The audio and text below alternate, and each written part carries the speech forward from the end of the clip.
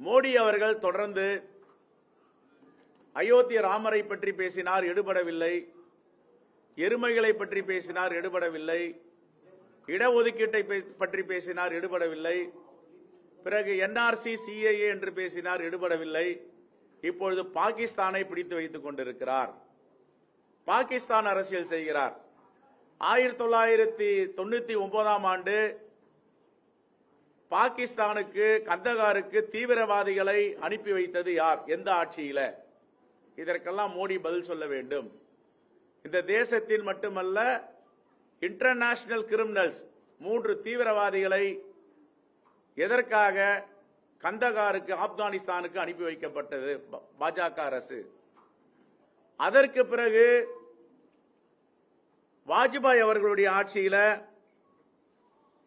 2001ஆம் ஆண்டு பாராளுமன்ற தாக்குதல் நடந்தது. இந்த பாராளுமன்ற தாக்குதலில் நம்முடைய வீரர்கள் பல பேர் உயிரிழந்தார்கள், வீரச்சாவடைந்தார்கள். வாஜ்பாய் அவர்கள் அதற்கு பிறகு ஒட்டுமில்லை, உறவும் இல்லை, ராஜாங்க உறவு துண்டிக்கப்படுகிறது பாகிஸ்தானுடன் என்று அறிவித்தார். அவர் ஆட்சி காலம் முடிந்து டாக்டர் மன்மோகன் சிங் பிரதமராக 10 ஆண்டுகள் இருந்தார்.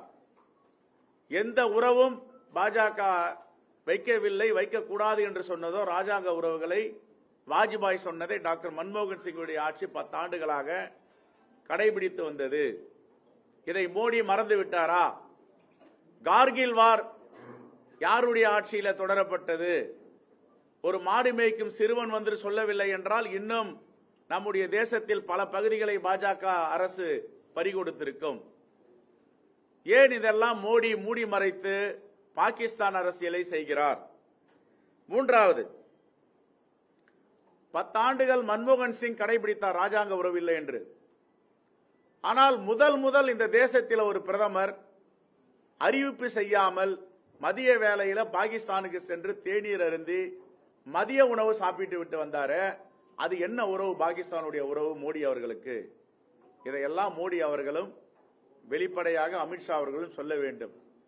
ஒரு பிரதமர் எதற்காக அறிவிப்பு இல்லாமல், திட்டமிடுதல் இல்லாமல், வெளியுறவுத்துறை செயலாளர்கள் இல்லாமல், வெளியுறவுத்துறை அமைச்சர் இல்லாமல் நேரடியாக பாகிஸ்தானுக்கு சென்று மதிய உணவு சாப்பிட்டு வந்ததன் மர்மம் என்ன?